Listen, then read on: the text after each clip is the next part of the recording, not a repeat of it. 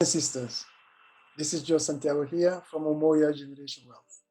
Umoja Generation Wealth is a platform of African and African diaspora which helps brothers and sisters in the business of creating wealth, power, and prosperity.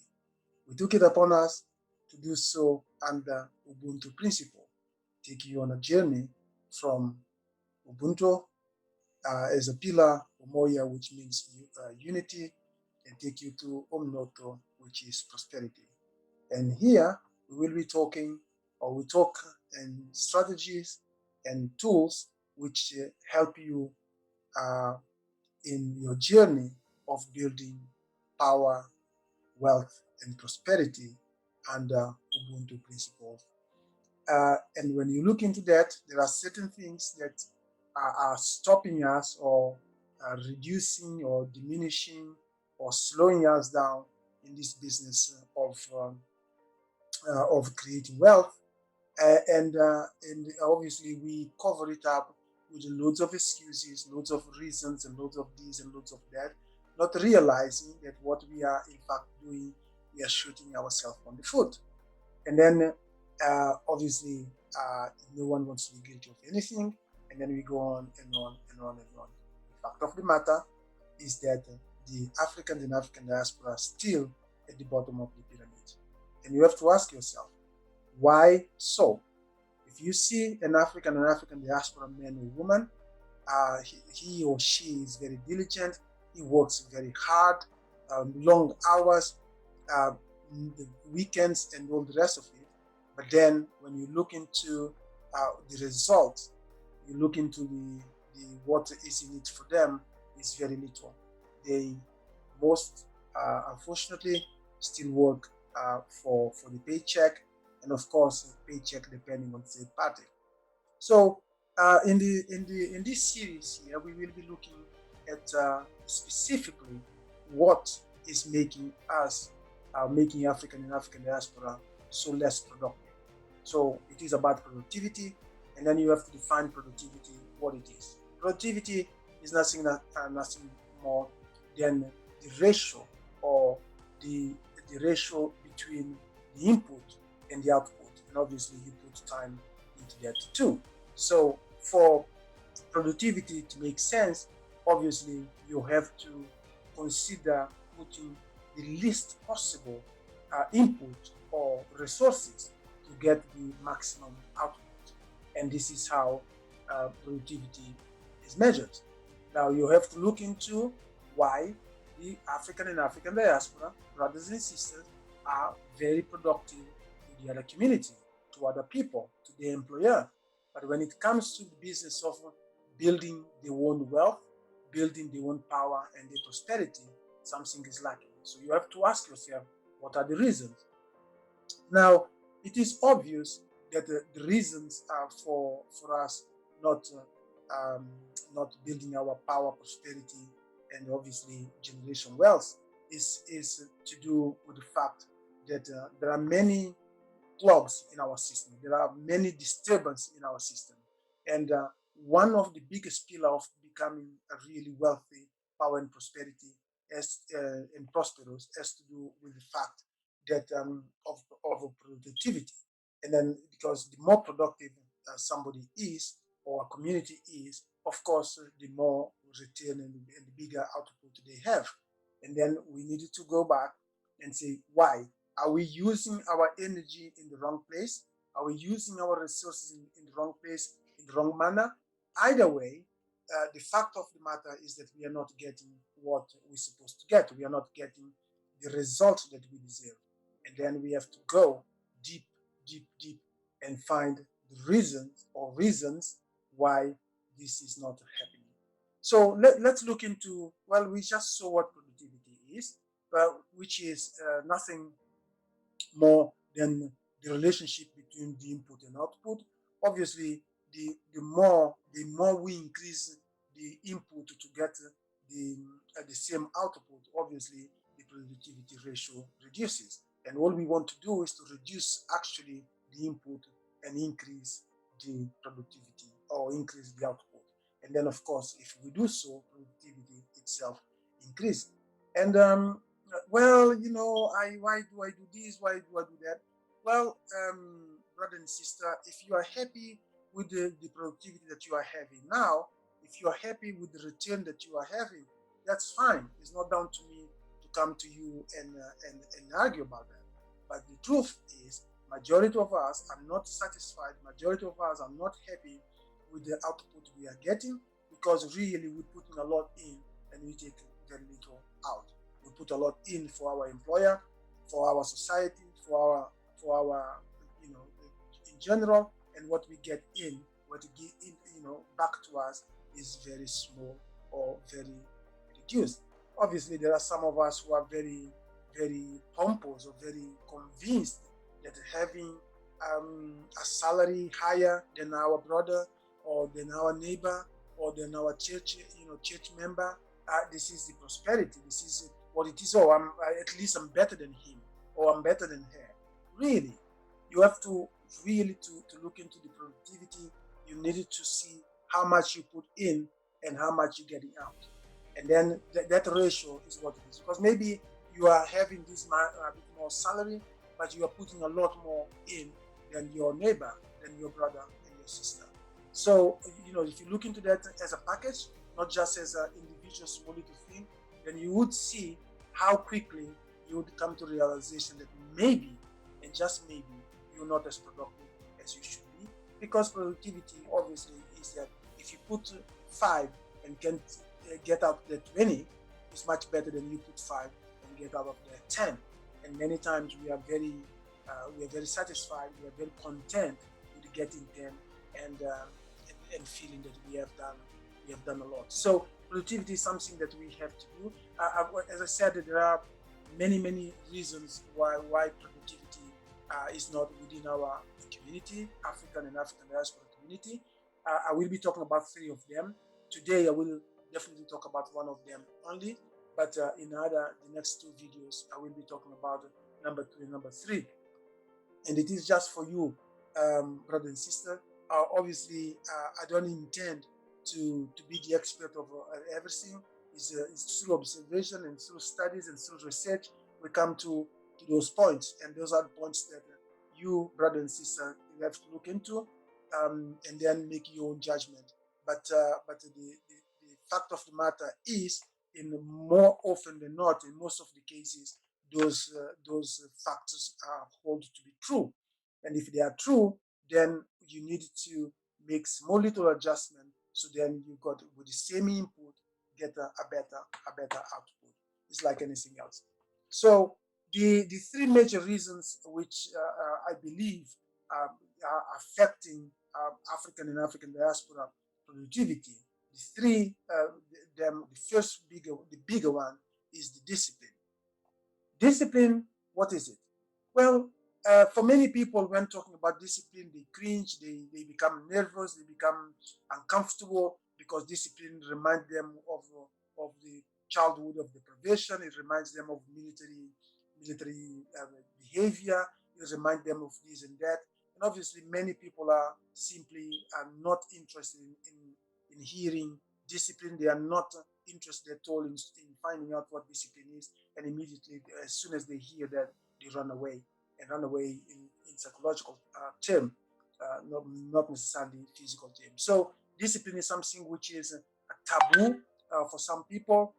It is taboo because obviously, as a taboo as it comes to maybe it has to do with religion, maybe it has to do with family matters, maybe it has to do with community, maybe it has to do with a kind of cultural issue. But the reality is, discipline affects. Discipline is something that many African and African diaspora are not comfortable with at all. Now, the truth is, if you, brother and sister, wanted to be wealthy, you want to be powerful, you want to be prosperous, and you want to live a generation wealth, you must take discipline as your friend. You have to work with discipline side by side. Use a discipline as a tool, because that tool actually helps you do a lot more, and even helps you control the environment which you are in. And when we say environment, we talk about your family, we talk about your employees, we talk about the work colleagues, we talk about church goers, and this kind of thing. So all of those things are things that you quite easily can take advantage of if you have the discipline as your friend. So what is discipline? Discipline is not that big, massive thing that we are scared about, because obviously in this video we will be talking many aspects of where the discipline come into our life, and then we don't most of the time even realize that it is there, but it is a fact.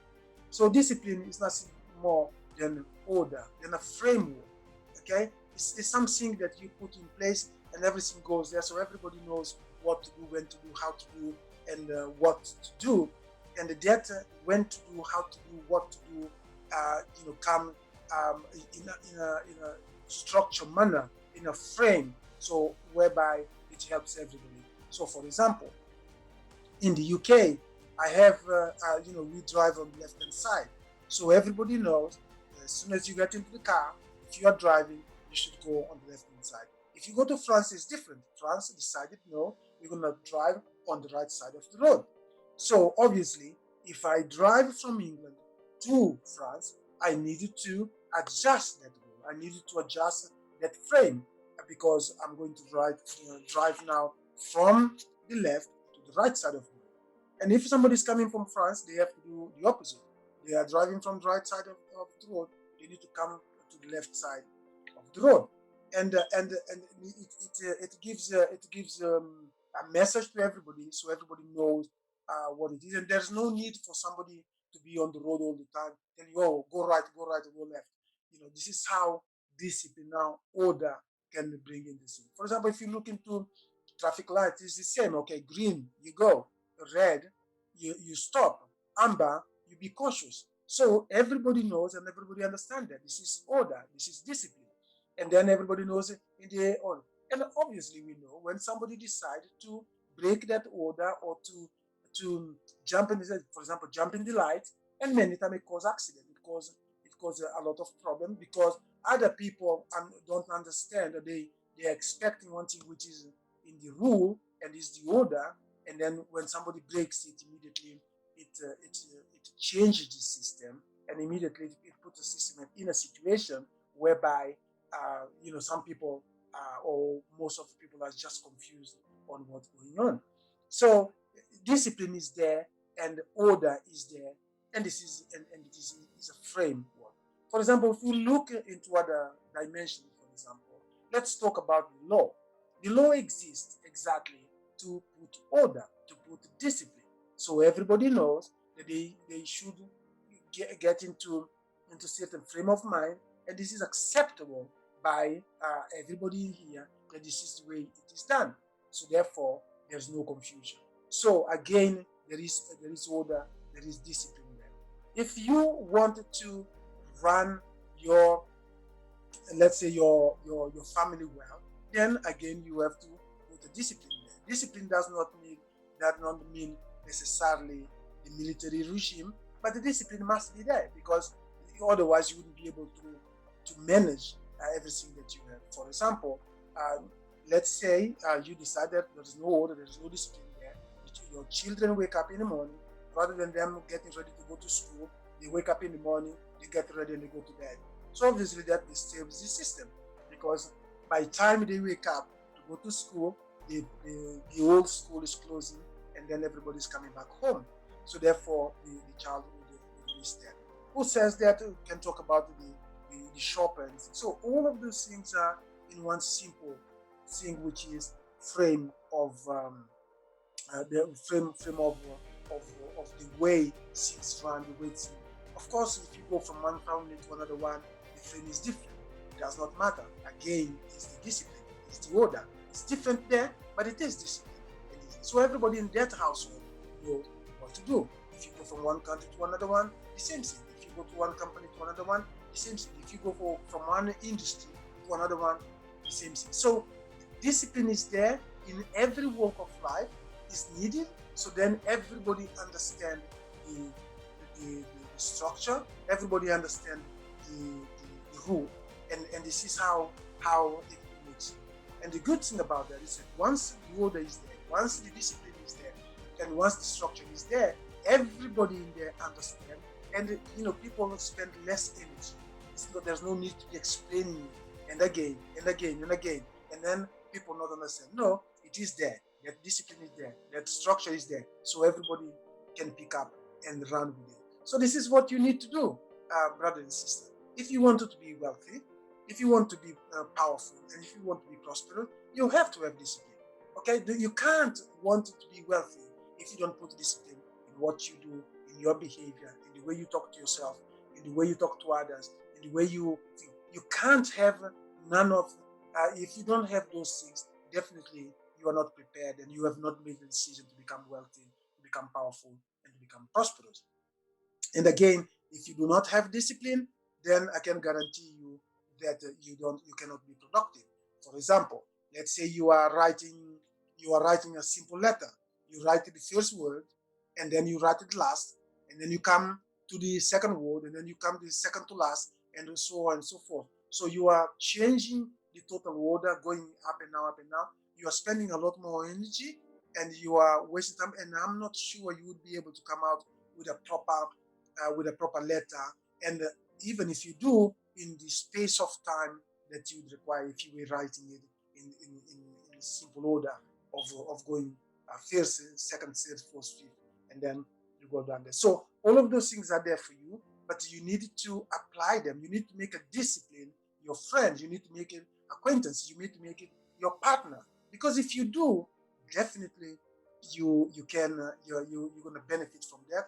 Definitely you will reap the all the reward from that. But again, if you don't use discipline as your friend, then definitely there is a lot of things on the table that you're left on the table very simply because you don't want to use the most powerful associate, the most powerful acquaintance that you can have, called discipline. And you need it, and you need it always. For example, we spoke about the law as being a set of rules, set of discipline framework which everybody needs to abide to. If somebody breaks that, they know that there will be consequences. Why? Because once they broke that, they broke the frame which is understood and abide by everybody in society. And once they have broken that, they need to be called upon, and they need to be punished for that reason, because otherwise it would disturb the whole order of the society. So discipline is there, and it must be there. The other thing that touch a lot of discipline, it has to be it has to do with the time. African and African diaspora are very known for not being a good timekeepers. For example, many times we hear with that stereotype, we set up a meeting and somebody turn to us and say, what time is it? Is it British time? Is it European time? Or it is African time? And of course, I find it as an insult, because there's no reason why African time is different. Just the fact that the way we treat the time, the way we behave before the time. Because at the end of the day, in Africa, we still have 24 hours, and every hour has 60 minutes, and every minute got 60 seconds, and so on and so forth. And for the year, you have every year 365 or 366 days, and this never changed, and it continues time and again. So why we take that stereotype connotation of not being a good timekeeper? Of course, the consequence of that is that we waste a lot of time.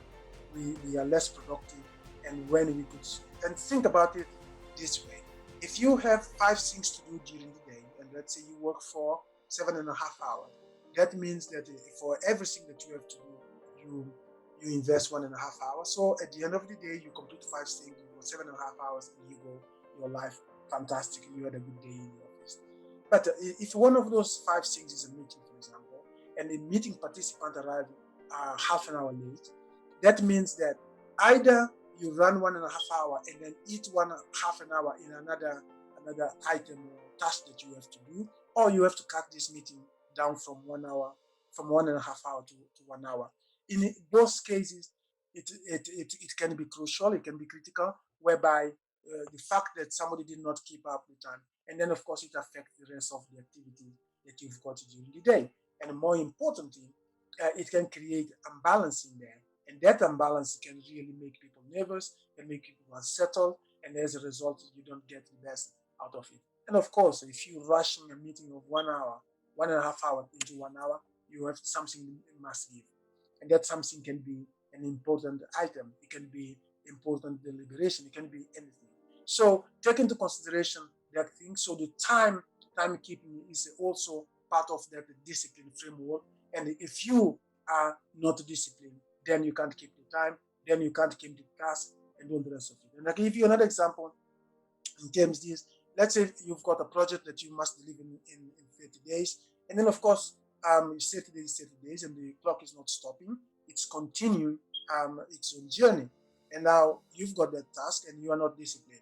Chances are, by the time you reach 30 days, you will not have all these things completed because you're jumping from one to the other and no um, you have no structure and you have no order. And then of course it's this. So this is also another consequence of discipline or lack of discipline. And if you keep the habit of missing the discipline of not being disciplined, of course it becomes just part of you, and then life is lax.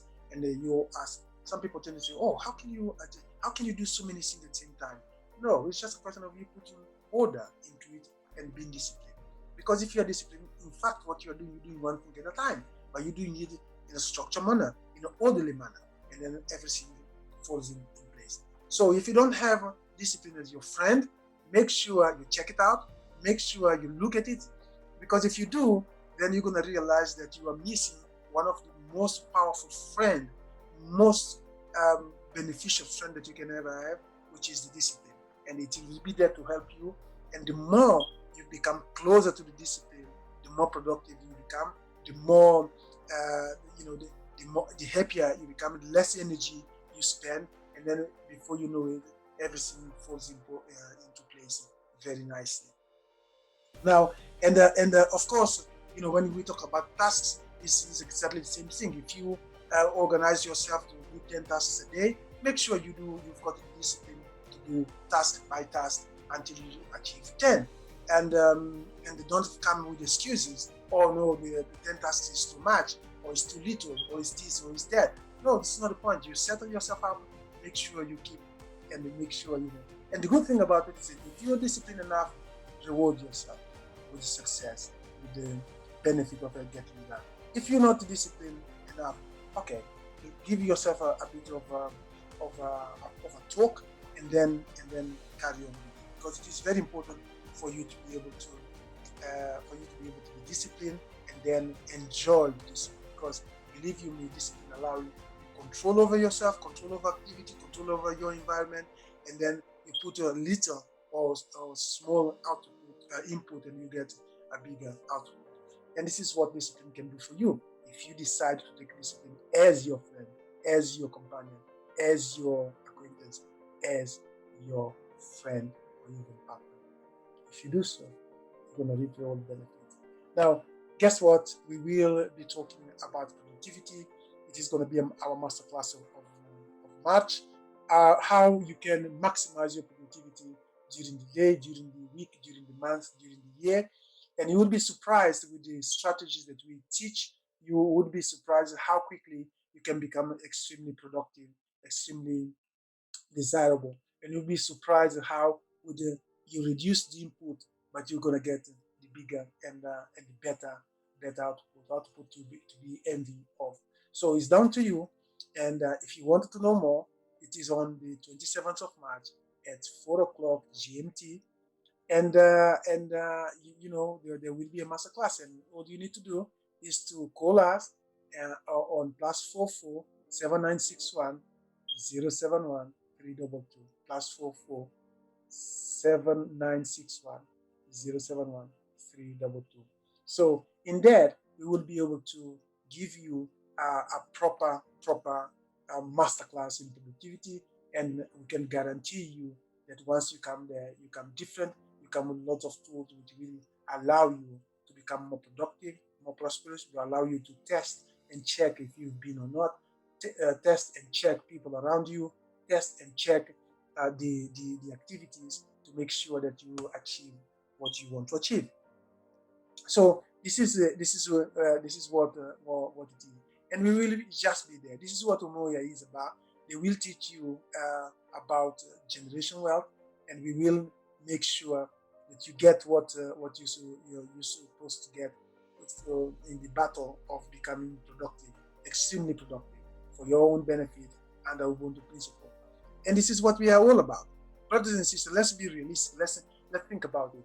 Why? Why we at the bottom of the pyramid? Ask yourself. Ask yourself why you put so much effort and you get so little output. Ask yourself. Ask yourself why is it that people that are around you do not keep the time, and you say, "Well, I'm always on time, but somebody is not." Why? Ask yourself why our community is very good at working for another community, and then for when it comes to our own community, we're not that good, or we don't put that effort. Ask yourself what the benefits for, how good it is for us if we are not disciplined, if we are not productive. Obviously, history has shown time and again that this is only to our own detriment.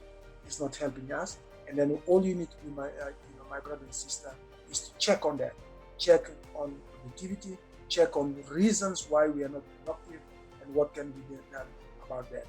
This is what we will be talking on the 27th of March, Saturday at 4 o'clock GMT. And with us, you, Umoja Generation Wealth, will be assured that we will make sure that this is achieved and accomplished, and making sure that we will live with the range of tools and strategies to take you to another level. This is what we want to do. This is what we will do.